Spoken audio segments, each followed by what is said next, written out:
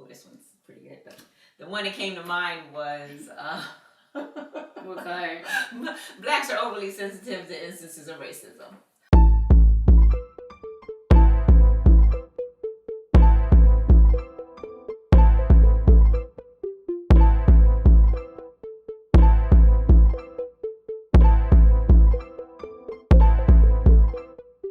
Picture this, 1619. The first ships arrive in America carrying human cargo. Stolen, doctors, lawyers, astrologers treated worse than any animal, brutalized physically and mentally, beaten and then lynched. Fast forward, 1865, the Emancipation Proclamation, a law that was set up to free blacks, but instead replaced plantations for chain gangs. 100 years later, 1964, Malcolm, Martin, Megger, and still not enough movement. 2019 marks 400 years. On the 401st year, we sat behind our computers watching the lynching of George Floyd. When it comes to race relations, we have work to do. My name is Sarah Pearson Collins. And I'm Keziah Pearson. And we are The Race Card LLC.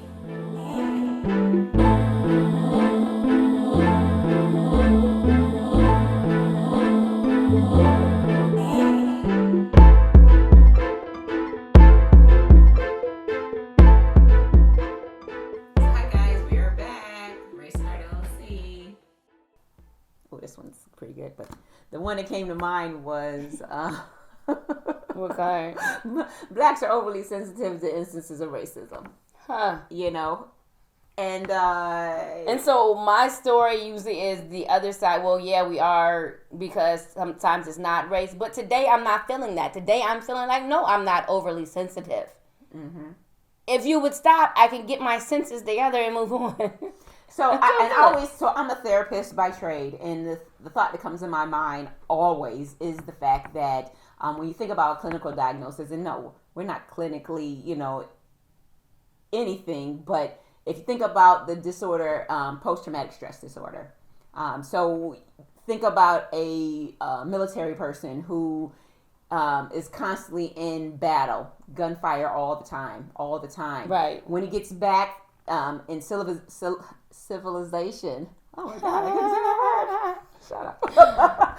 So he gets back to civilization, and things are going well until he hears a backfire of a car, and so then he goes back into that mode of this PTSD, like, oh my God. And so it's very similar to that, where you're constantly exposed to instances of racism, and that's just my opinion. Oh no, this is fact. I'm sorry, I would have to. You're constantly exposed to something to the point that you start to think that every single situation that you're going through may or may not be, racism. And sometimes it is, and sometimes it isn't. But as a black person, I know for myself, I constantly am walking into the rooms with my guard up. Yeah. And then it takes some time to be able to figure out whether or not. I have to read the room. I had a conversation with someone about going out to eat. Mm-hmm. So, couple things. I was doing I was doing some behind the camera, not behind the camera, in front of the camera actually, work for Pearson Education. And so I'm on my way to New York City. Well, on the way to New York City, there's a lot of country, right? And there was this so there's this restaurant off to the side, and the guy that I was riding with was a white guy. And so two things. He was actually driving my car, and he wanted to stop at a restaurant. And all I'm thinking in my head is like, he has no idea. And he never stopped to even think, and he had no idea. And I didn't tell him, which I should have had that conversation with him. He never stopped to think that, how could this play out for her? We're in a country town, and we don't know what the dynamics is when she gets in there, or how people are going to feel about her just based off of her race. And so when I step into the room, I have to see, is this a place I want to eat in? I have to literally am I welcome there? Use my other sense, right, to fill the room out. Am I getting this sick feeling? Because if I'm getting this sick feeling, that means I really gotta go. And that has nothing to do with, oh, you tripping. I'm not tripping. We were given this sense for a reason. And We've had to do this. You've had to do it for so long. You've had to learn to read the room. It's almost like, so we talk about the Green Book. Everybody laughs about that. But you still have a modern day Green Book. We know good and well that when we're driving, we don't like to be driving at night. Definitely not going through a rural area. Because if we have to stop, if the car breaks down, whose house we going to knock on? There's a girl got killed doing that. She was in trouble and she went to knock on somebody's door and got shot and killed. And this is the kind of stuff we have to deal with on a regular basis. So I'm simply trying to get back home from a shoot.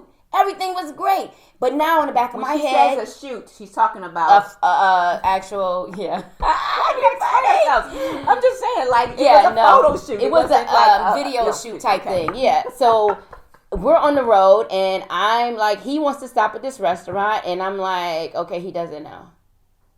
And so we stop, and I'm like slow to go in. He's like, well, come on. And I'm just like, yeah, I got to check the temperature of the room before I even sit down. Do I want to eat here? Do I feel welcomed here? And all of those things. The other thing I said, so he was driving my car on the way back. We get stopped by the police. She's got a BMW. White with red interior. We get stopped by the police. And the thing about it is the police officer, I'm trying to think, did he?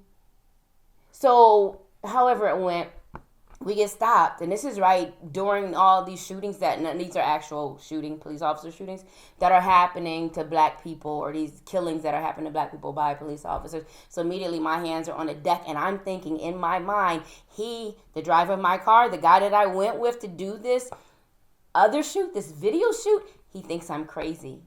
He's got to think I'm crazy because my hands are on the dash. Do I want to look crazy or do I want to stay alive? Should I move my hands because I know I look crazy right now, but I kind of want to stay alive because this police officer is standing here, and then the police officer is telling me, okay, well, I need to get your license. I wasn't driving. It is my car, though, so I need you to get your license and registration. And I'm like, he was like, go ahead. I'm like, it's in the glove compartment. And he's like, go ahead. but it's in the glove compartment. And he's like, you can go ahead and get it. And so I'm thinking the entire time I'm looking crazy. Because this man that's driving my car wasn't thinking about it. Didn't even cross. It didn't seem like it even crossed his mind that, hey, me speeding, and I asked him to slow down. He was speeding in my car. I asked him to slow down because I was scared. We were going through a country area. Okay, I already said that. So that's pretty much the answer to that. I asked him to slow down. We got stopped by the cops. And then I was scared. And I don't think he had a clue as to what I was doing or why I was doing it. And so I had two different things going on in my head. I want to get home alive, and he thinks I'm crazy. 3 things. I know I'm not crazy.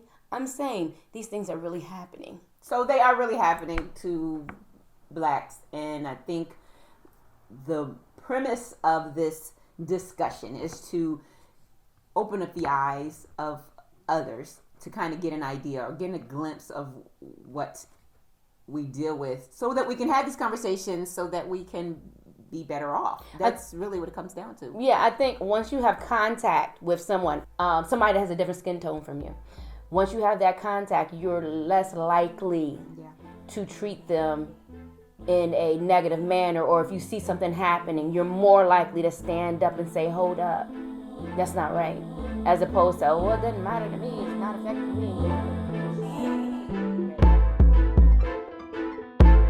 And this has been another educational moment brought to you by